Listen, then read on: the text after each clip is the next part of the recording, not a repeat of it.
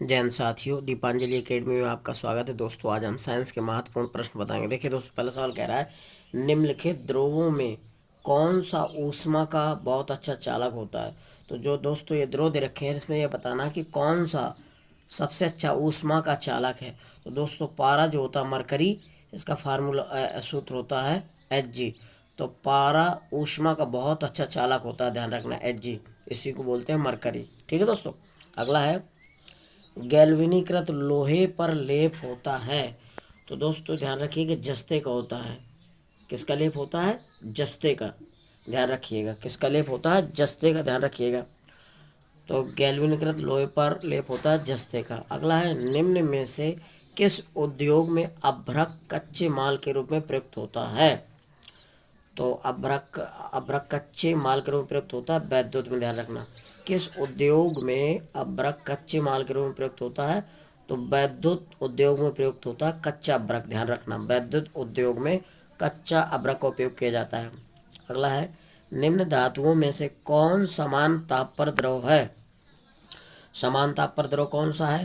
तो ये तुम्हारा दोस्तों क्या होता है? पारा होता है। निम्न धातुओं में से कौन सा समान ताप पर द्रव है? तो पारा जो है समान ताप पर द्रव होता है। ठीक है दोस्तों, ध्यान रखिएगा।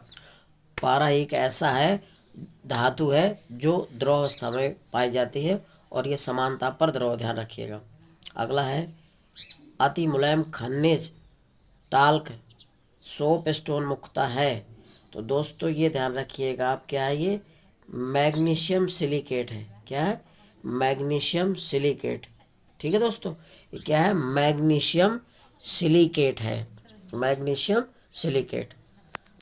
तो अगला है, जस्तेदार लोहे की चादरें जंग से बची रहती हैं क्योंकि उनमें निम्नलिखित की परत विद्यमान रहती है।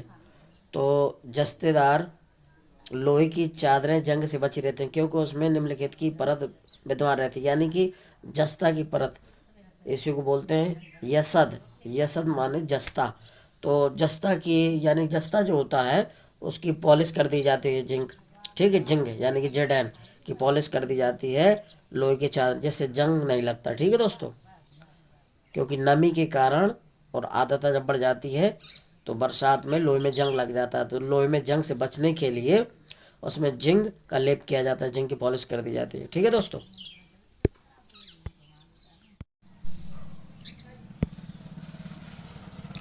अगला है साथियों, कह रहा है, निम्नलिखित में से कौन सी मिश्र धातु नहीं है।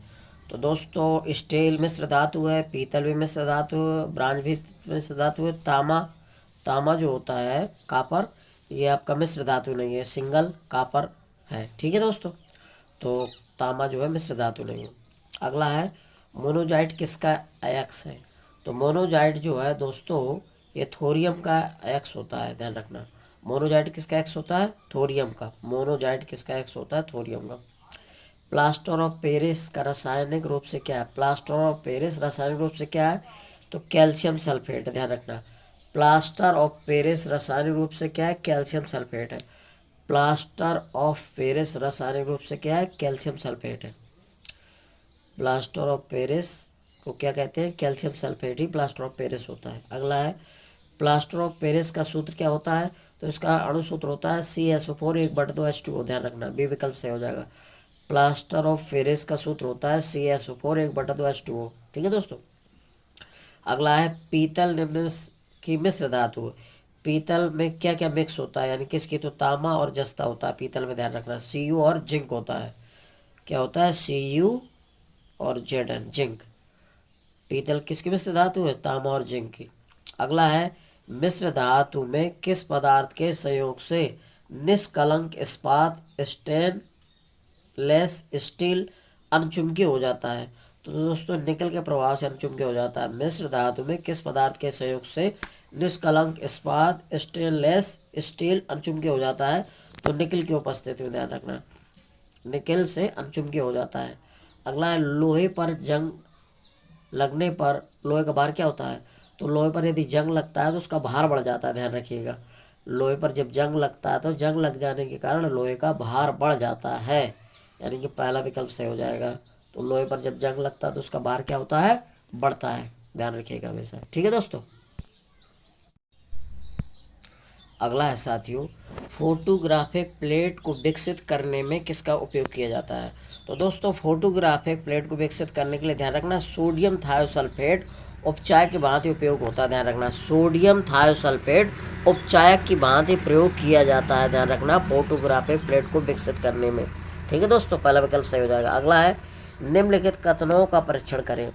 तो दोस्तों पीतल, पहला है पीतल तांबा एवं जस्ते की मिश्र धातु, ये तो सही है। पीतल तांबा और जस्ते का ही मिश्र धातु होती है, क्योंकि पीतल जो है तांबा और जस्ते से मिलकर बनता है। ठीक है दोस्तों। अगला है दूसरा, मैग्नेटाइट एल्युमिनियम का सबसे अधिक महत्वपूर्ण अयस्क है। मैग्नेटाइट एल्युमिनियम का नहीं दोस्तों, ये लोहे का होता है। ठीक है दोस्तों, ये गलत है। अगला है पारदित सम्मिश्रण वे पदार्थ हैं जिनमें पारा अनिवार्यतः सम्मिलित होता है, ये सही है दोस्तों। ठीक है, तीसरा सही है, पहला और तीसरा सही हो गए। चौथा क्या है, फोटोग्राफिक में पोटेशियम नाइट्रेट प्रयुक्त होने वाला एक अनिवार्य रसायन है, गलत है दोस्तों। तो फोटोग्राफी में सोडियम थायोसल्फेट का प्रयोग किया जाता है, तो ये गलत है। चौथा गलत है, दूसरा गलत, पहला और तीसरा सही है, यानी कि बी विकल्प सही हो जाएगा। ठीक है दोस्तों। अगला है स्टील को कठोरता प्रदान करने के लिए बढ़ाई जाती है कार्बन की मात्रा। ध्यान रखना, जब दोस्तों स्टील की कठोरता को बढ़ाना होता है तो उसमें कार्बन की मात्रा बढ़ा दी जाती है। तो स्टील की कठोरता बढ़ाने के लिए हमेशा कार्बन की मात्रा बढ़ाई जाती है। ठीक है दोस्तों, ध्यान रखिएगा। स्टील की कठोरता प्रदान करने के लिए क्या बढ़ाया जाता है, तो कार्बन की मात्रा। ठीक है दोस्तों। अगला है साथियों, टांका एक मिश्र धातु है। तो टांका जो होता है तो टीन और शीशे की मिश्र धातु है, जिससे टांका लगाया जाता है। तो टांका एक मिश्र धातु किसकी है, टीन और शीशे की। ध्यान रखना, टांका मिश्र धातु किसकी है, टीन और शीशे की। जर्मन सिल्वर में चांदी का प्रतिशत कितना होता है। तो जर्मन सिल्वर में चांदी की कोई मात्रा नहीं होती, यानी 0% होती है। ध्यान रखना, जर्मन सिल्वर में चांदी का प्रतिशत कितना होता है, 0 होता है। जर्मन सिल्वर में चांदी का कोई भाग नहीं होता, एक भी अंश नहीं होता। ठीक है, तो 0%। निम्नलिखित धातुओं में से कौन सी एक अमलगम नहीं बनाती। तो दोस्तों जस्ता अमलगम बना लेती है, तांबा बनाती है, मैग्नीशियम बनाती है, लेकिन लोहा नहीं बनाती दोस्तों। तो इसका कौन सा सही हो जाएगा, लोहा सही हो जाएगा। लोहा धातु अमलगम नहीं बनाती, क्योंकि विद्युत रासायनिक श्रेणी में जो धातु ऊपर रखे होते हैं वो नीचे वाले को विस्थापित कर देते हैं।